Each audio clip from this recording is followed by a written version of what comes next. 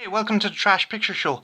Um, Speaking of trashed, my room was trashed because I haven't tidied in ages. So I started off tidying and I ended up cataloging all my Star Wars stuff.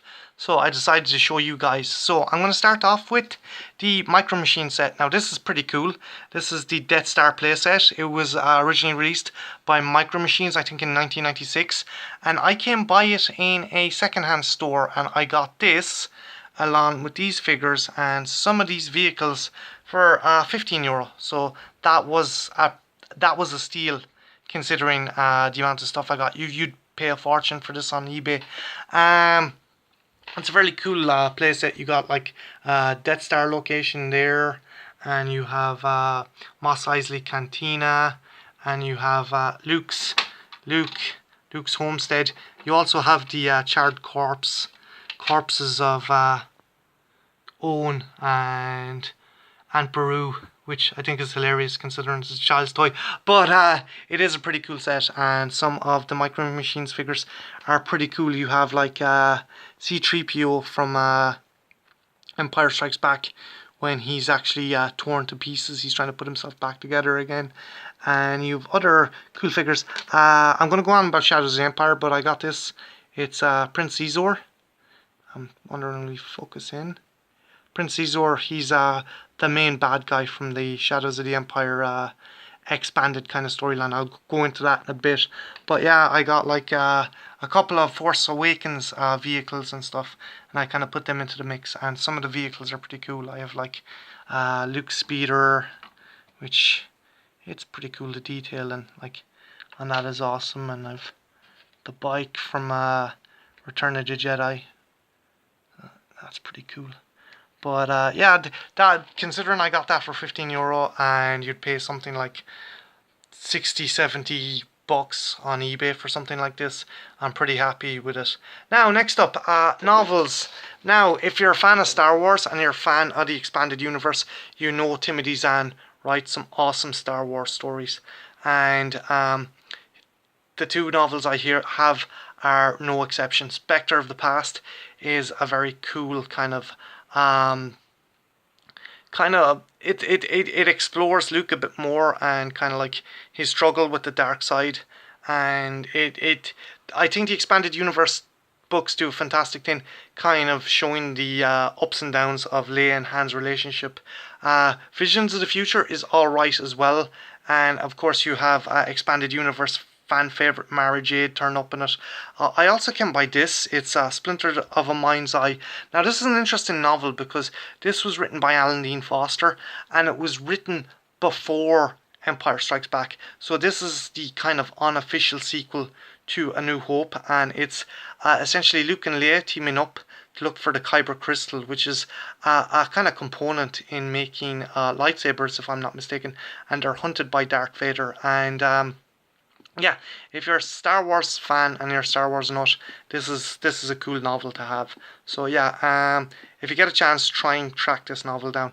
Next up, we have this is the making of the Shadows of the Empire, Secrets of Star Wars Shadows of the Empire, and it's essentially about all the different merchandising and planning that went into the Shadows of the Empire campaign. Essentially, before the re-release of the original trilogy and the prequel trilogy, George Lucas wanted to test the water and see if people were still interested in Star Wars. So he released a kind of whole merchandising scheme and advertising scheme to kind of see if people were still interested.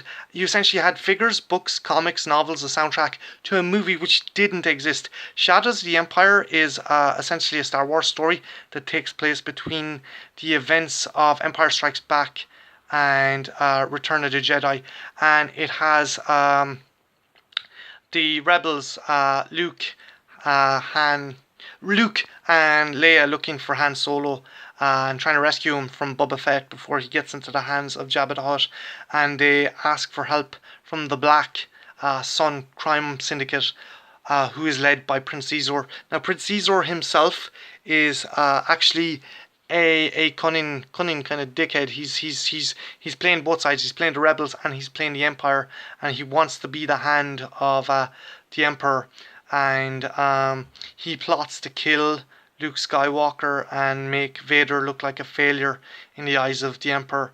And this is interesting because the story is told from three different perspectives. It's told from Boba Fett's perspective in the Shadows of the Empire comic. In the novel, it's mainly told from a lot of different characters' perspectives, but mainly Zizor and Vader are the main kind of viewpoints that are told. And in the video game, it's told from another character, Dash Rendar. The video game came out from the N64, and it was an awesome looking game, but it is bastard hard to play. But if you get a chance, check out either the Shadows of the Empire comic or the Shadows of the Empire novel, because they are badass. Also, the comic was done by Killian Plunkett, who, as you've probably heard me say before, is an awesome Irish artist. He done The Unknown Soldier, and he also done Aliens Labyrinth. So if you get a chance, check it out. That's by Dark Horse, and that's by Bantam Press, the Shadows of the Empire novel. Check them out. A couple more comics here. There's the Force Unleashed comic, which is pretty cool. The artwork is pretty awesome in it. I'll just give you a look here now. Like, I think most tie-in comics kind of do a real slap job on it, but this comic is actually pretty cool. These other ones, Crimson Empire, which is basically about a kind of Imperial Guard who decides to kind of renounce the Empire, and there's another one here, The Fall of the Sith Empire, which is kind of set in the prehistory of the Star Wars universe and shows how the Sith were wiped out. There's also Blood and Honor, which is a very cool kind of Rogue Squadron story that tells the perspective of the main character who is on the Empire side, and yeah, it's a pretty awesome comic. Again, the artwork is pretty cool. Dark Horse done some great stories. Also, Grand Admiral Thrawn turns up in this, and if you're a fan of the expanded universe, he is an awesome character, and yeah, it's a cool comic. If you get a chance, check it out. That's well worth a look. Now, next up, a couple more novels. New Rebellion. This one is okay. I wouldn't go out of my way to purchase it. I can buy this in a Thrifties, and yeah, it's an interesting story, but it's not the best of the Star Wars novels. Next up, Tales from Mos Eisley, Cantina. This is interesting. It's kind of an anthology and tells the story of just all the kind of crazy characters and critters who go through Mos Eisley Cantina, and just how the Empire affects them. And it's interesting. It's certainly better than that book. And if you're a fan of like kind of the earlier Star Wars kind of stories, this is one to pick up. Hard Merchandise. This is an awesome story. This is basically a Boba Fett story, and it's how Fett kind of has to he's kind of being pursued by the Empire and being set up for the deaths of someone who I'm not gonna tell who, but he's kind of been set up as a lackey for other kind of unsavory forces. And if you get a chance, check it out. And it's a wicked Boba Fett story. And I love Boba Fett. I know a lot of people say, oh, he's a useless character. I think he's cool. So if you get a chance, check it out. Hard Merchandise. It's book 3 of the Bounty Hunter Wars, and it's well worth a look. Next up, my Kenner figures.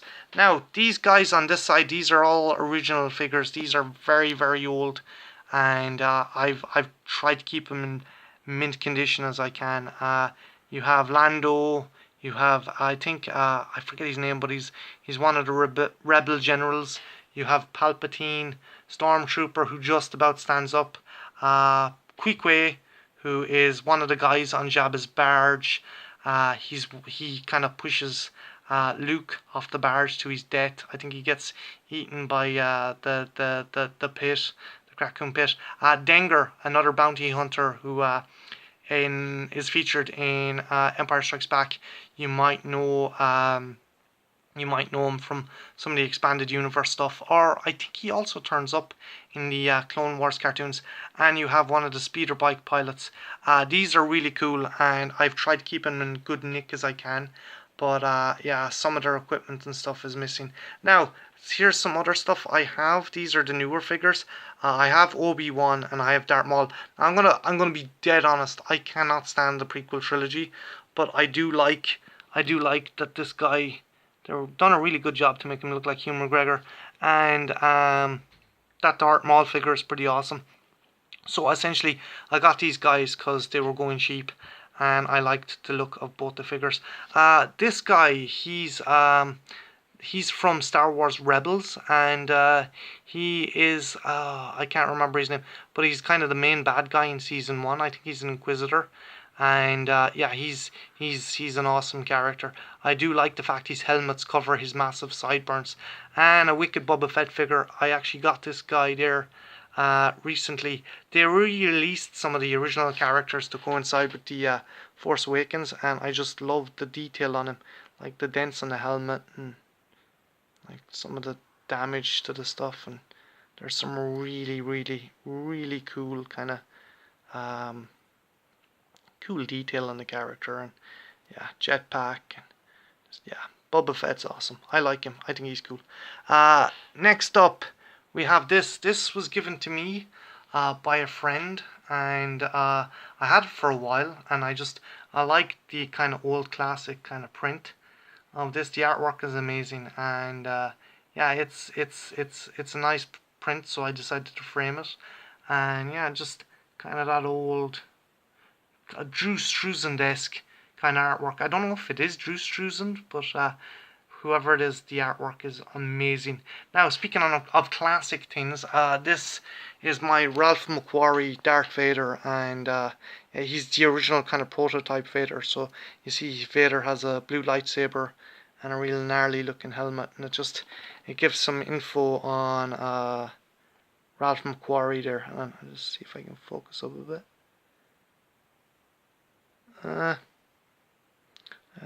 There we go.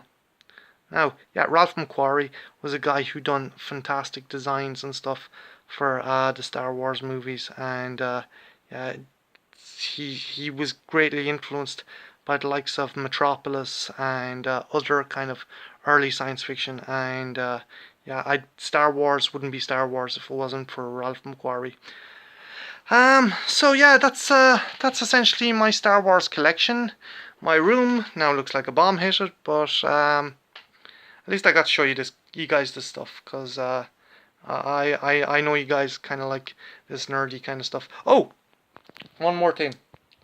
My Empire Strikes Back t-shirt. It's pretty cool. I got it a while back, but yeah, it's a cool t-shirt. I like how it features a lot of the bad guys and stuff. But yeah, that's all my Star Wars merch, and yeah, I hope you enjoyed the video, and as always, I hope you weren't bored. And if you're a Star Wars fan, or if you're interested in any of this stuff, do let me know, because I do like chatting to people about this. So this has been the Trash Picture Show. My name is Martin, and yeah, I need to get tidying. Have a good one. Take care. Bye now.